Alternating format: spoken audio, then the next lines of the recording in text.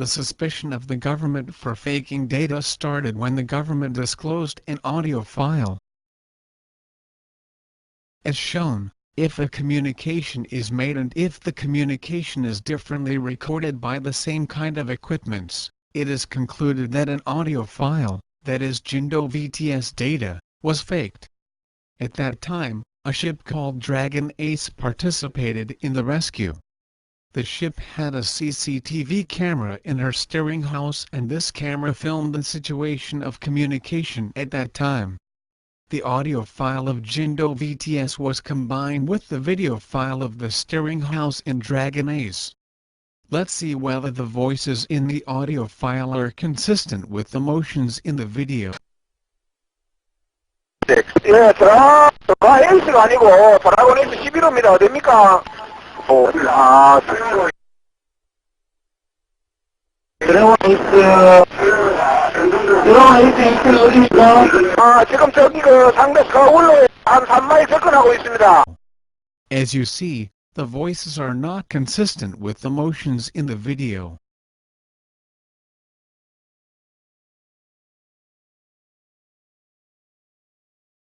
Director Kim presumes that a communication was made including the position of Sewol Ferry, but this part was deleted and latter part was put in this position, resulting in inconsistency between the audio and video files. Therefore, he asserts that Jindo VTS data was faked. Such fact means that the password was broken and the data disclosed by the government is unbelievable.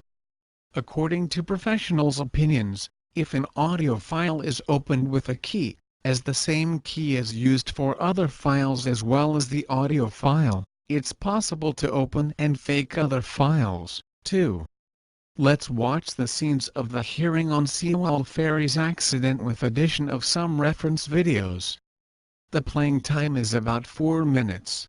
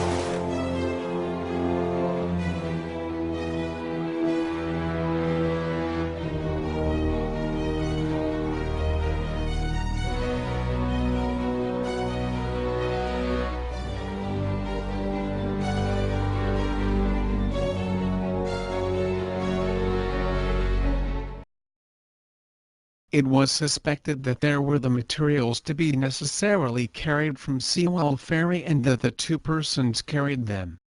Therefore, an investigator made some questions in the hearing. After that, the lifeboat of P123 rescued the two persons from the sea and, before the helmsman boarded completely on the lifeboat, they put off the life jacket from the helmsman. And then, the yellow fenders and the life jacket were brought by the sailors and the Coast Guard. Questions were made in relation to this scene. Let's watch the video of the hearing. 그 부분은 제가 잘 모르겠습니다.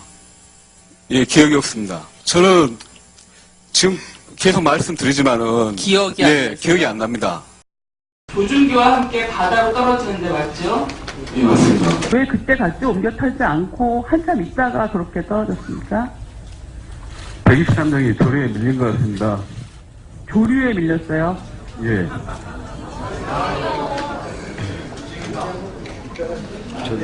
여보세요? 아니 솔직히 여보세요? 솔직히 너무하는 거 아닙니까?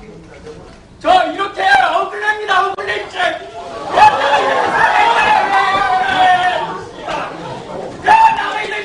거짓말쟁이 단 인간들 같이 살려냐고.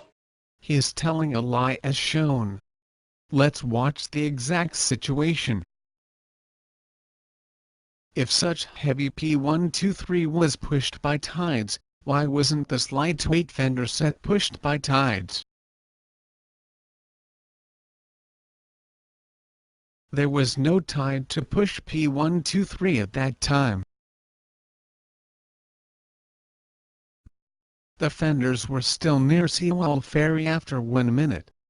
If P123 was pushed by tides, they had to rope P123 but they rather unroped P123.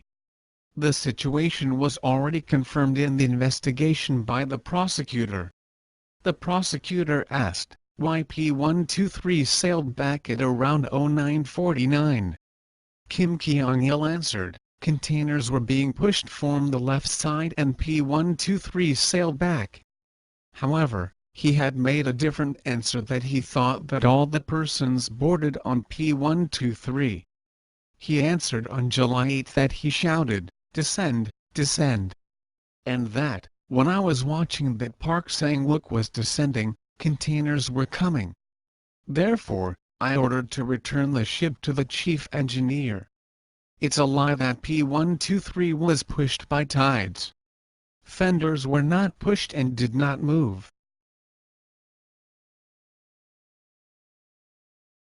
A member unroped P123. Hand signals are sent.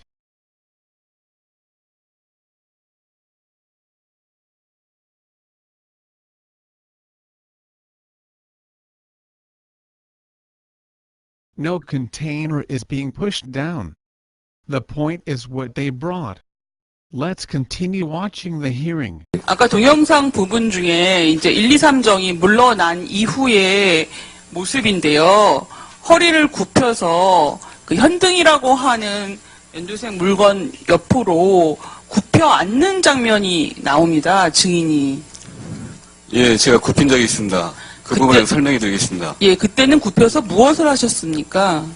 저기 박한결 항해사 구조를 하다 보면 여성분들 같은 경우에는 정신을 놉니다. 그냥 멍하고 있어가지고 예, 제가 그 123장 바로 빨리 올라갈 수 있게 멍하고 있으니까 제가 엎져서 다리를 왼쪽인가 오른쪽인가 들어서 발판 위에 올려준 겁니다. 바로 올라갈 수 있게.